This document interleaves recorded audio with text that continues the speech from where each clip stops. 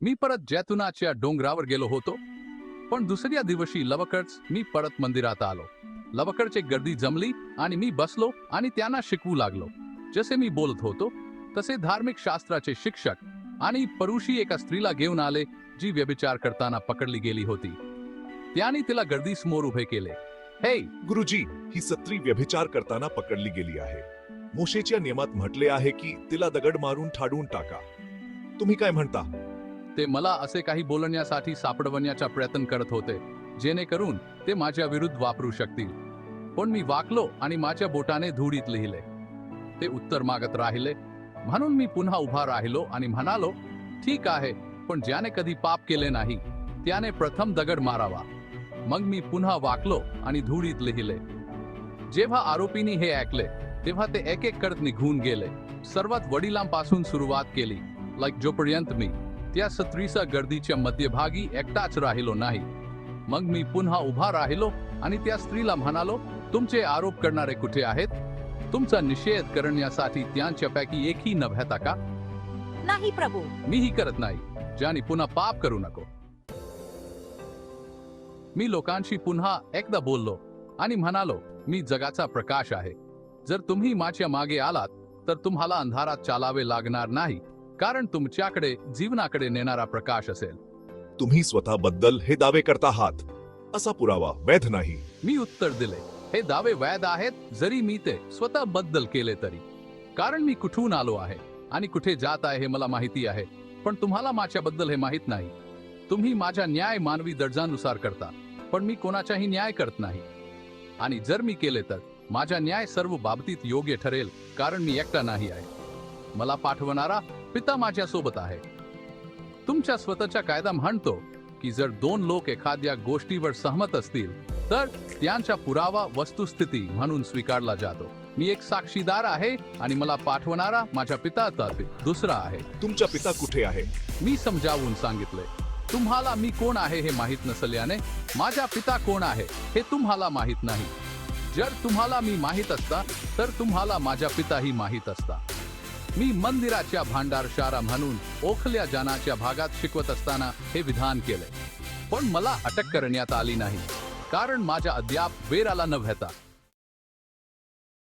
नंतर मी त्यांना पुन्हा म्हटले, मी जात आहे. तुम्ही मला शोधाल पण तुमच्या पापात मराल. मी जिथे जात आहे तिथे तुम्ही येऊ शकत नाही. तो आत्महत्या करण्याची योजना आखत आहे का? त्याचा अर्थ काय? मी जिथे जात आहे तिथे तुम्ही येऊ शकत नाही. मी त्यांना म्हटले, तुम्ही खालचे आहात, मी वरचा आहे. तुम्ही या जगातले आहात, मी नाही. म्हणून मी म्हटले की तुम्ही तुमच्या पापात मराल, कारण जोपर्यंत तुम्ही विश्वास ठेवत नाही की मी तोच आहे जो मी असल्याचा दावा करतो, तोपर्यंत तुम्ही तुमच्या पापात मराल. तुम्ही कोण आहात? मी उत्तर दिले, जो मी नेहमीच असल्याचा दावा केला आहे.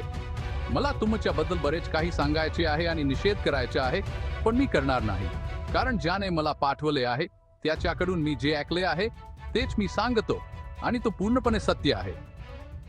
पण तरीही त्यांना समजले नाही की मी माझ्या पित्याबद्दल बोलत आहे. म्हणून मी म्हटले, जेव्हा तुम्ही मनुष्याच्या पुत्राला वधस्तंभावर उचलले असेल तेव्हा तुम्हाला समजेल की मी तोच आहे. मी स्वतःहून काहीही करत नाही, तर पित्याने मला जे काही शिकवले आहे तेच सांगतो. आणि ज्याने मला पाठवले आहे तो माझ्या सोबत आहे. त्याने मला सोडले नाही, कारण मी नेहमीच त्याला जे आवडते तेच करतो. तेव्हा माझे शब्द ऐकून अनेकांनी माझ्यावर विश्वास ठेवला. माझ्यावर विश्वास ठेवणाऱ्या लोकांना मी म्हटले, जर तुम्ही माझ्या शिकवणींशी विश्वासू राहिलात तर तुम्ही खरोखरच माझे शिष्य आहात आणि तुम्हाला सत्य करेल आणि सत्य तुम्हाला मुक्त करेल. पण आम्ही अब्राहमचे वंशज आहोत. आम्ही कधीही कोणाचे गुलाम झालो नाही. तुम्हाला मुक्त केले जाईल याचा तुम्हाला काय अर्थ आहे? मी तुम्हाला सत्य सांगतो, पाप करणारा प्रत्येक जण पापाचा गुलाम आहे.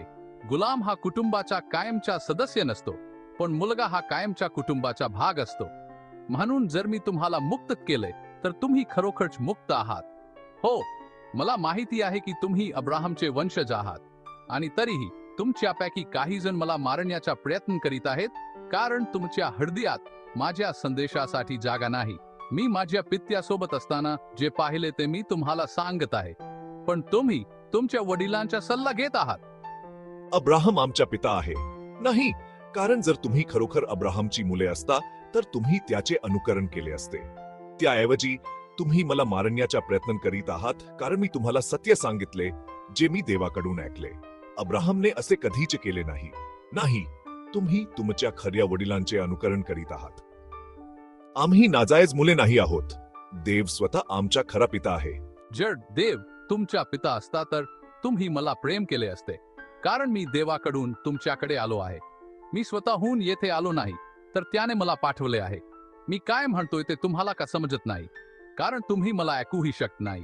कारण तुम्ही तुमच्या पिता सैतान याची मुले आहात आणि तो जे वाईट काम करतो ते करायला तुम्हाला आवडते. तो सुरुवातीपासूनच खुनी होता.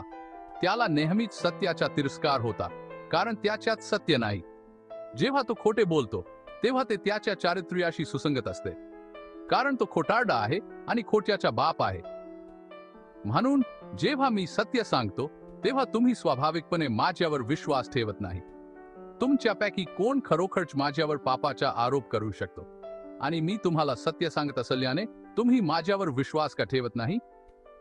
देवाचे असलेला प्रत्येक जण देवाचे शब्द आनंदाने ऐकतो, पण तुम्ही ऐकत नाही कारण तुम्ही देवाचे नाही आहात. अरे शोमरोनी सैताना, आम्ही नेहमीच म्हटले नाही का की तुम्ही भुताटकी आहात? नाही, माझ्यात कोणताही भूत नाही, कारण मी माझ्या पित्याचा सन्मान करतो आणि तुम्ही माझा अनादर करता. आणि जरी मला स्वतःचा गौरव करायची इच्छा नसली तरी देव माझा गौरव करणार आहे. तोच खरा न्यायाधीश आहे. मी तुम्हाला सत्य सांगतो की जो कोणी माझ्या शिकवणीचे पालन करेल तो कधीही मरणार नाही.